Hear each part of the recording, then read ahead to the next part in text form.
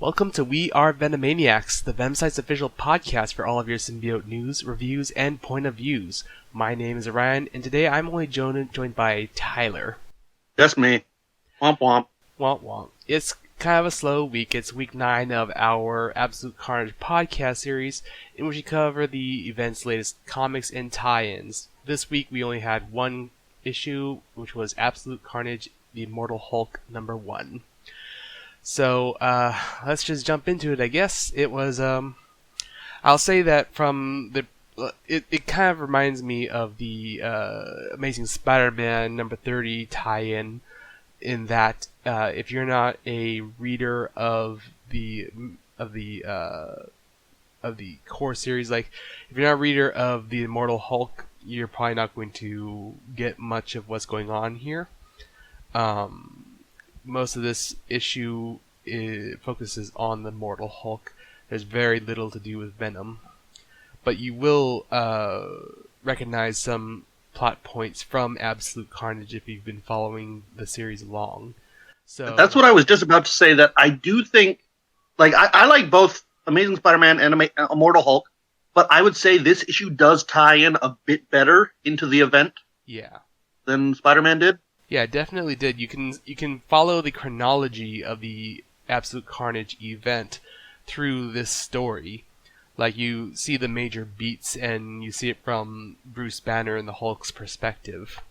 So it's very interesting, and it's funny because I think with a lot of tie-ins for events, it's like you're interrupting the main ongoing series for a character or for a team, just to tie them into a overall event, and you're trying to make it so that they're included in this event, but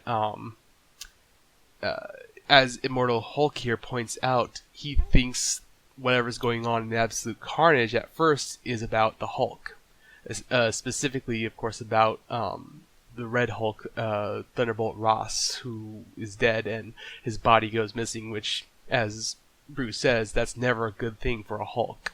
Yeah, because as has been established in the current Hulk book, basically anybody with gamma-related powers has been coming back to life through the Green Door. And so naturally, I really like that Bruce immediately thinks this is about him. This is, it's the one below all. It's coming back.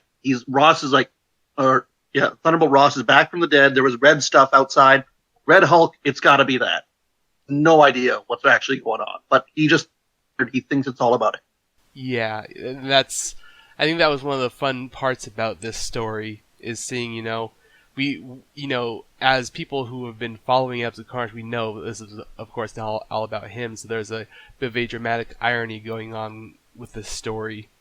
And it's great when, towards the end, when he starts to learn, this really isn't about me, that Bruce is basically deciding, well, you know what, even though it's not about me, I'm going to get myself involved in this and try to help out where I can. Whereas what I assume is the Devil Hulk personality is absolutely against the idea, saying, this is going to, nothing good will come of getting involved with this. It's not even supposed to be about us. Yeah, and so like even when we get later, when Spider-Man starts filling him in what's going on with Null and all that, is in a bit of a denial, I think, and he's like, Cosmic Satan? Sounds like what I'm dealing with. And so, he thinks Null is like an aspect or something of the one below all. That could be true. I don't quite think it is, and I think this is just Bruce being self-centered and just thinking everything's revolving around him right now. Yeah, although I do like the fact that he was trying to make the connection there, because it does bring up a fun point to think about. Is the one below all and Null perhaps the same entity? I don't think it's the same entity, but I mean, there could be some sort of relation. I don't think there is, but the possibility is there. Yeah. So, and Ewing is the continuity master, and if anyone's going to tie them in together, it's definitely him. Yeah. Now, art-wise, I kind of like this style that's going on. I mean, I've seen some people saying, it's not quite a great style, especially if it's supposed to be really about the Immortal Hulk. I haven't myself read the Immortal Hulk, so I'm not at all familiar with it, although this issue does pique my interest. So good job for this issue, you know. I will say it's a very unique style, and I do enjoy it. I can see why some people wouldn't.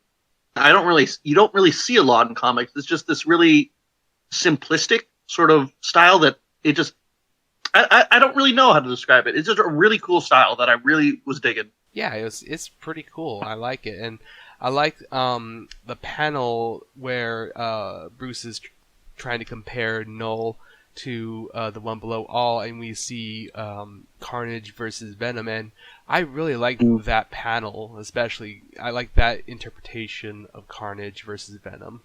It's very reminiscent of the classic Clayton Crane stuff from Venom versus Carnage, I think. I can see that. It actually reminded me a bit of the Venom. Actually reminded me a bit of the covers from Ways Run. Yeah. And just the way Venom was drawn with like the outward facing teeth. Yeah. And you know, the way Carnage is drawn, it kind of reminds me of some sort of horrific looking monster from a Studio Ghibli film, like maybe yeah, it's very almost, I would say, I mean, I've only seen it so much, but very Japanese to me. The way I can see it, the big sort of like hunched over figure with the long spindly limbs. Yeah, exactly. Yeah. No, but I did really enjoy this issue. This issue, if I would say this issue is necessary, tells you how he got from the Immortal Hulk book to Venom, to Absolute Carnage. It serves as a bridge. So if you really want to know how that happened, this fills you in all the information, why Banner is suddenly there, and it even's dealing with all this stuff. Like, this issue fits perfectly into the Immortal Hulk run. You know exactly where this and another issue where in Fantastic Four in Dan Slott's thing, he had a little thing with Hulk versus the Thing, and it perfectly, like, Ewing was able to perfectly fit that in. Like, oh yeah, Hulk was gone for days at a time. We don't know where he went. Tell. So I think that's really cool on Ewing's part. Yeah, he specifically fits this into his story. Yeah, and that's one thing I really like about this book is it's easy to tell where it fits in the grand scheme of the event. Like, it basically takes place right after Absolute Carnage number 3. One thing I wanted to ask you, were you a little bit confused reading the Immortal Hulk book? Betty, quote unquote, folded him up, which is pretty gruesome, I want to say. It was pretty gruesome. I was like, wow, man, they're really treating poor Banner terribly. Wow. But then right after that, they show Bruce's, I don't know if you know this, but this Bruce's dad saying like, oh, Bruce, she just keeps killing you, doesn't she? Oh, okay. His dad at all? No, I didn't get that at all. No. Like, he's been sort of like, his spirit has sort of been involved in the run, and it's connected to the one below all. So like someone for you wouldn't know that whatsoever, and I don't think they do a good job of explaining that for those 2 panels he appears in. Yeah. That's definitely a bit of a negative, and I do like how called the police about the body of Massgrave. Yeah. And I gotta say, I kind of like Betty Ross's design in this. Her kind of monsters. The Red Harpy? Yeah, the Red Harpy. I like this design. It's pretty cool. No, it's a cool mix of her original Harpy stuff and then her Red Hulk stuff. Cool mixture of that. Yeah, it's pretty cool. Well, otherwise, I mean, this was a good issue, I think. Like I said, from a Venomaniacs perspective, if you're not at all familiar with with Immortal Hulk, and you're only following it for Absolute Carnage, it is going to be kind of like the Amazing Spider-Man number 30, where it's like it barely has anything to do with Absolute Carnage, but it's a bit better than Amazing Spider-Man number 30 in that you can actually follow it along a bit better. For how much it gets tied into the event. Yeah. But I will say, I do find it very amusing that we get basically a whole page talking about Angelo Fortunato. Oh yeah, that's pretty good. It's like, poor kid was like, what did they say? Like only for like 5 minutes he was Venom. Yeah, they're like, he was for about 5 minutes he was Venom. Yep. Just this is funny that these little references to Angelo were getting first in the main series and then in this as well, and then plus that Codex variant he also got.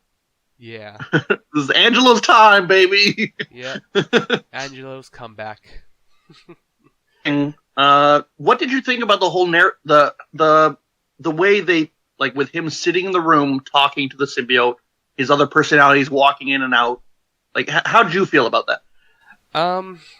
You know, to me, it felt like it was just. I mean, I understand that it was supposed to be, like from the beginning, I understood it was supposed to be Banner talking to the symbiote, but it felt more like narration to me than a conversation, since it's a very one-sided conversation.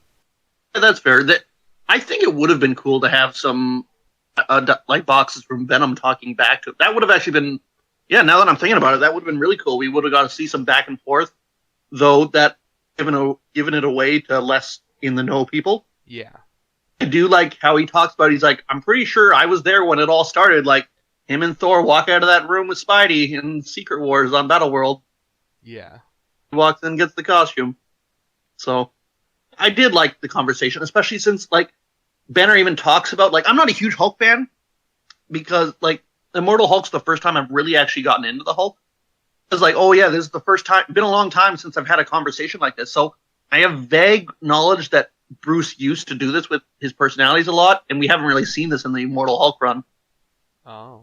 Here, Mr. Bizarnage, he'd be able to tell us more, but someone decided to not show. So if you're listening, go give him shit for not being here. Yeah. Yeah, Aaron. I mean, my dad's a huge Hulk fan, and so am I. Where are you? Was down. Oh well, you know. It was down big time. I mean, we did record this late in the week because you know it was one episode, and I mean, well, one comic, and I had things to do on Wednesday night, so I was like, oh, let's postpone this. But anyway, we finally got around to it, and we're gonna get this episode out. So I think that's a good place to put a pin in today's episode. You can listen in next week as we review Absolute Carnage, Miles Morales number 3, and Amazing Spider-Man number 31.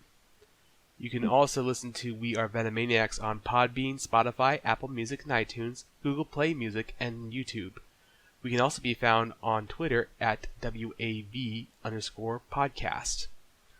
Check out our Discord server and become a member of the audience during our next live recording of We Are Venomaniacs. Join us, won't you? As always, thank you to my fellow host Tyler for joining me today. Happy to be here. And thanks to the Venom site for permitting us to make this podcast under the TVS banner and all of your generous support. And finally, thank you, loyal listeners and fellow Venomaniacs.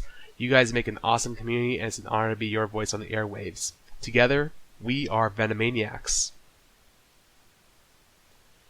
And now, a word from one of our partners at The Collective, a network of superhero podcasts. WhenItWasCool.com is your source for the best in retro pop culture.